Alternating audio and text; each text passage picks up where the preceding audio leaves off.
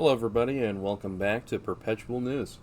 Today, we're going to be talking about the uh, big effect that Robert F. Kennedy Jr. will have by dropping out of the race and endorsing Donald Trump. Now, I think this shifts the race quite a bit. But do I think it's enough that it'll change the outcome of the election? Probably not. But let me fill out the map here and I'll explain a little bit more about what I think. First of all, we all know the swing states, right? And let's see here.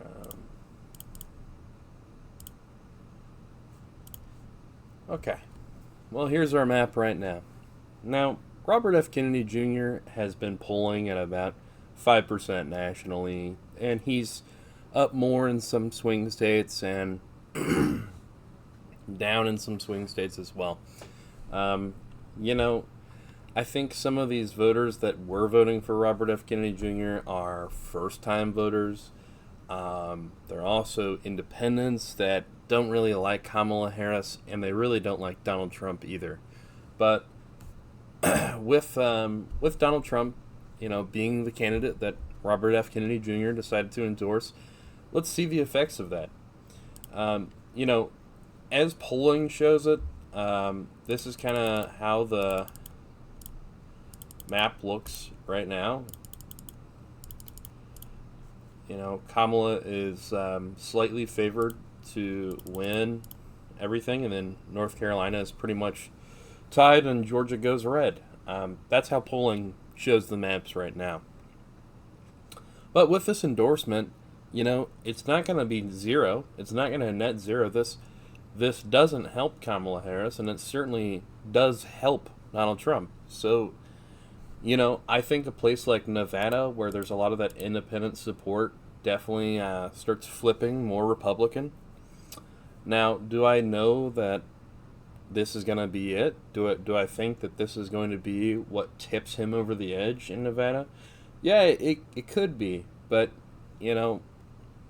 like I said, a lot of these voters are first-time voters, and they don't really like Kamala Harris, and they don't really like Donald Trump. They were voting for Kennedy because Kennedy, was this ulterior option. It's it's something that's outside of the mainframe that politics are set in, and something that a lot of people can relate to. They don't want the system to win again, and that is why they were voting for Kennedy. Now, you might say, hey, Stephen, well, Kennedy isn't running anymore, but it's almost guaranteed that he's going to have a cabinet position within the Trump administration. Wouldn't that swing some of these voters? And I think so.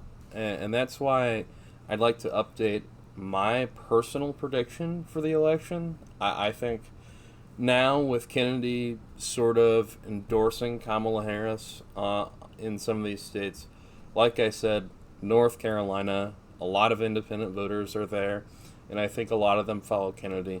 And I think just a large enough percentage of his voters are going to swing to Trump, that Trump will win the state of Nevada.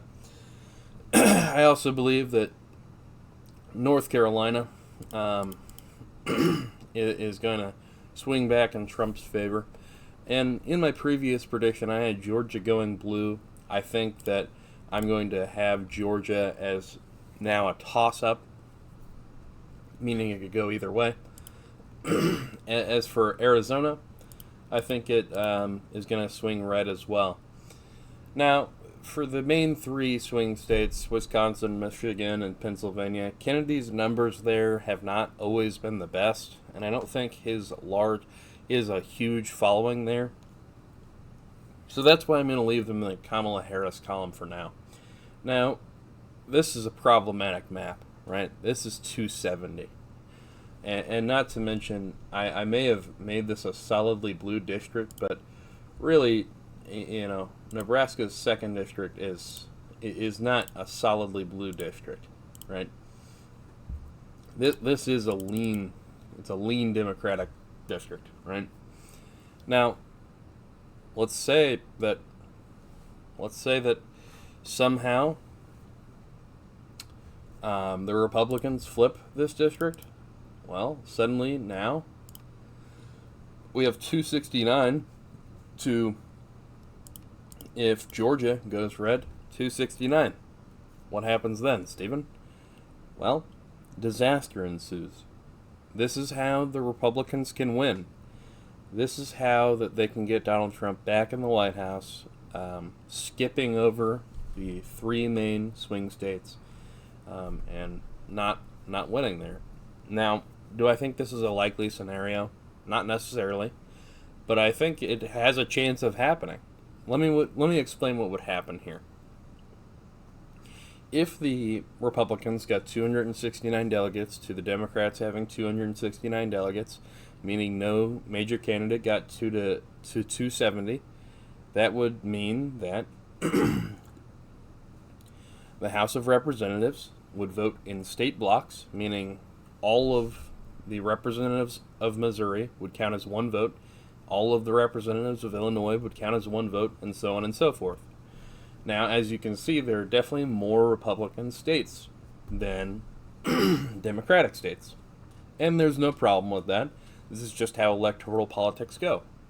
However, this would mean that Donald Trump would become the next president of the United States, once again. However, this is the problem with this. If this happens, the Vice President of the United States would be chosen by the Senate. Now, the incoming Senate has the opportunity to remain a Democratic Senate, with Kamala Harris still acting as the Vice Presidential, President of the Senate.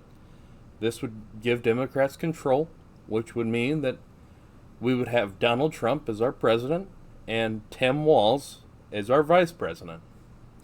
This is a nightmare scenario for everybody.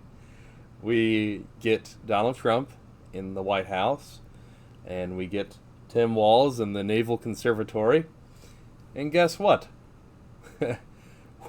We would have a split ticket running this nation. I believe this would be disaster on both sides. I believe that this locked legislation would not allow for a easy transition of power. I also don't believe that Republicans would like Tim Walz as their VP, and I don't think Democrats would like Donald Trump as their president, of course. This will lead to further division and be a terrible result of this election. Now, do I think that this is likely? No, not necessarily. But it could happen, and I just wanted to mention that. I think Nebraska's 2nd District will remain blue, and I especially think that since Tim Walz is from Nebraska and has recently campaigned in Omaha, where the 2nd District is. Now, this could be our map. This is a shaky election. 270 to 268 is, not exactly a perfect game here. This is not exactly a perfect electoral map. One thing that I will mention is we do also not know that every single one of these electorates would vote for Kamala Harris. They can break the law. Now, a lot of them are bound to support Kamala Harris, the majority, if not all. But there could be, I don't know, someone from Oregon that throws a delegate somewhere else. There could be someone from Virginia that throws a delegate somewhere else. There could be some random guy from Connecticut who throws a delegate somewhere else. It doesn't mean that it will happen. I just think it's worth mentioning with a narrow margin of victory like this. And that could lead to the same thing that I was talking about with the Senate and the House choosing the Vice President and President, respectively.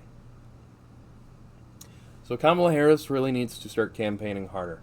And I think she needs to hit Georgia and bring Georgia back into the fold.